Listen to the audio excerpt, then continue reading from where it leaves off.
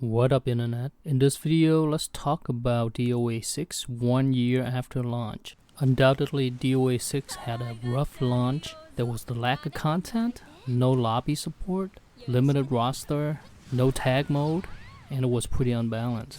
A year later, the game's gone a long ways. We are gonna take a deep dive into what's changed and if it's worth playing now. I'm not happy with the roster at launch, and I'm still not happy now. I'm a Genfu player, so we have Genfu, Aang, Leon, and Alpha being left out of DOA 6. I don't really care about Alpha, but Genfu, Aang, and Leon should be back. I mean, how many ninjas do we really need? There's Kasumi, Phase 4, Hayate, Hayabusa, Ayane, Momiji, Mai, and Raidu. That's 8 of the 30 characters in the game are ninjas. We don't need any more ninjas. Like I said, I was a Genfu player, so I'm really salty about this. And don't even get me started on Elliot. He's not Genfu. He doesn't play like Genfu at all. He just plays like Elliot with a few of Genfu's moves. But moving on, if you're gonna add new characters, or returning characters, I want them to be martial art characters. Okay, let's talk about the new characters. There's Diego, Nico, Kula, and the upcoming Kamaki. I don't really like Nico and Kula. They look like they belong in an anime somewhere. I understand Kula is from King of Fighters, but I don't think she fits in the game at all with all that ice crap.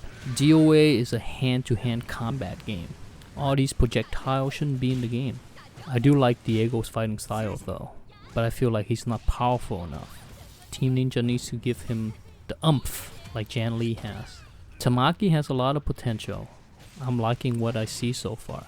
She reminds me a little bit of Kokoro and Questy, but I fear that she may be a little too powerful with all those offensive holds. I do think the graphics are great, and I think they are a big upgrade from DOA 5.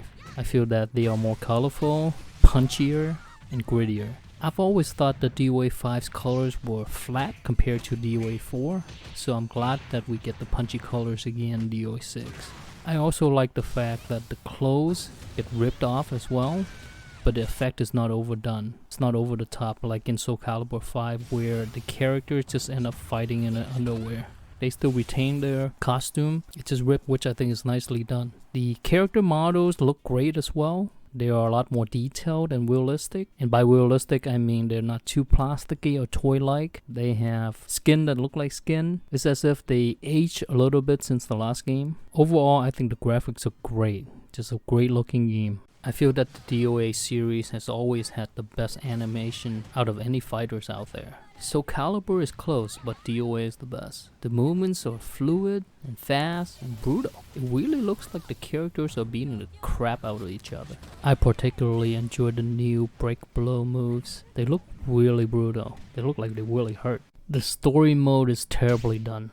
Not the story itself, but the way it's structured. This grid thing is confusing and allows for players to skip ahead, and in doing so it just messes up with the chronological order of the story. I feel that the mode is incomplete. Why do some characters only have one scene? What the hell? I did enjoy the story itself for what it is. I do like the fact that it doesn't take itself too seriously. It's just fun nonsense to see the characters interact with each other, aside from smacking the crap out of one another all the time. Hopefully they'll add more scenes to the mode in the future. There's a new mode in DOA 6 called DOA Quest. Now this is the most misleading title for a mode that I've ever seen. Where is the quest? It's just practice mode with some criteria that you gotta meet. I'd love to see some actual quests or RPG elements like the Soul Calibur games in the past have had. That would be awesome. Now let's talk about the online play. This is why I buy this game, for the online play. I don't go to tournaments, I don't have friends who play DOA locally, so online play is where it's at for me. A lot of people like to complain about the netcode. Sure, can it be better? Yes.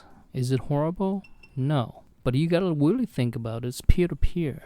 A lot can happen. Location being the biggest thing. Wi-Fi connections, other people in your household, maybe you're playing and your wife, your family, streaming Netflix. It's not all about the netcode. There's a lot of different factors. Also, you gotta realize that DOA is a fast game and it's got a lot of graphical effects. With that being said though, When you find people around your location, the connection can be very good and playable.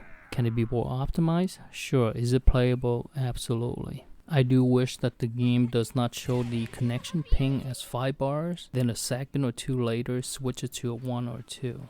Just have the game wait and then show the final ping result. There's a lobby system now. I do like that there's a lot of options in there. My favorite being the addition of the matches taps. Think of them as rooms within a house. So if a match is too full, you can just go to another match within the same lobby and you don't have to wait. It's brilliant. What I don't like though is there's no ability for host transfer. What that means is when the host quit, the lobby is disbanded. DOA 4, 15 years ago, has host transfer, where if the host quits, the game will just transfer hosting duties to another player who's still playing. Make it happen, Team Ninja. Alright, let's talk about the elephant in the room here. DOA's DLC. There's no getting around it. It is expensive as hell. The good news is you don't have to buy it. You can just buy the base game and play it. Vote with your wallet. I want to explain why DOA's DLCs are so damn expensive. You gotta remember, DOA has a smaller community of dedicated players versus other popular fighting games. They don't have the player base like Tekken or Street Fighter or even Soul Calibur. They need to charge more to fewer players. I'm sure they did all the math, they looked through the data to determine what prices to charge so they can stay in business. To make matters worse, they recently came out with this hair rental debacle. Not even the hardest core of DOA fans can defend that. Team Ninja has a really bad rep right now. They are known as a greedy company and they need to fix it soon. If I was Team Ninja, I would work on things that would expand the player base and make the game as popular as possible, so I can sell on volume at cheaper prices. For example, Core Fighter is a great strategy toward that goal. How about cross-buy? Buy it once and play it anywhere. Probably won't happen though. Here's an idea. This is something that Team Ninja hasn't done lately, is release a DOA game at launch of a new console cycle as a showpiece, like DOA 3 and DOA 4. Launch titles are few and far between. By being a launch title, you'll get more exposure to new players. I know I got into DOA when I got DOA 3 on the original Xbox launch. Man, that game looked good at the time. It still does. Let's talk about the fighting system itself. DOA 6 is the most technically sound and deep game in the series. There's a counter to everything. There's a technique to deal with whatever your opponent throws at you. DOA 6 is a game that's easy to pick up and fun to play, but hard to master. Not only do you need to be proficient with your own character, but you also need to know your opponent's characters and their tendencies as well. You also need to learn the frame data and properties of the moves. I actually argue that it's more important to know your opponent if you want to be good at the game, but that's where the fun begins. The more you put into the game, the more there's to discover and the better you get at it. One of the major changes from DOA 5 to DOA 6 is the side steps. They are more clearly defined now. Before, you would have to look it up whether a move tracks or not. Now all horizontal moves track, kind of like Soul Calibur. This just makes more sense. Sidestepping is a viable strategy now, and it helps lower characters a lot. And to combat it, you'll need to do horizontal moves. Gives you more reason to do these tracking moves as opposed to just do the fastest moves. This adds another layer of depth to the game. Another major addition to the gameplay is the meter. With it, you can do different moves. I personally do not mind it. I know some folks hate the meter because it doesn't feel like DOA anymore. But really, if you think about it, there is already a meter in DOA 5. It's called the Power Blow meter. Now it's just a little bit more fleshed out. You gotta remember, this is the 6th game in the series. There is not much more they can add to the game mechanically aside from introducing the meter like other fighting games. DOA is known for its creative, multi-tier, and interactive stages. The new stages in DOA 6 are fine. They are just not amazing.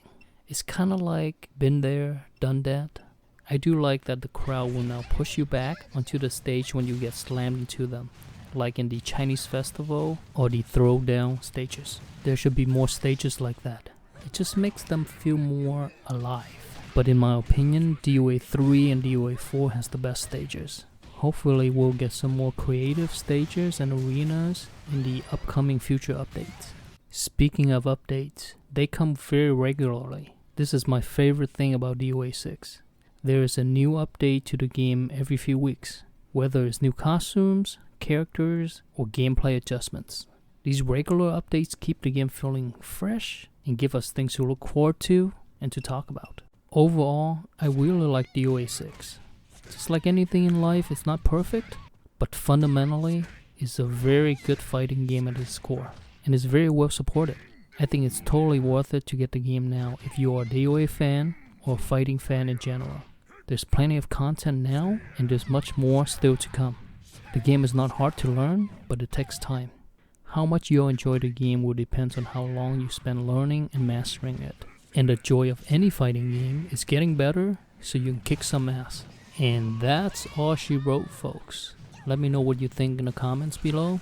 If you find this helpful, hit that like button, subscribe for more. See you next time.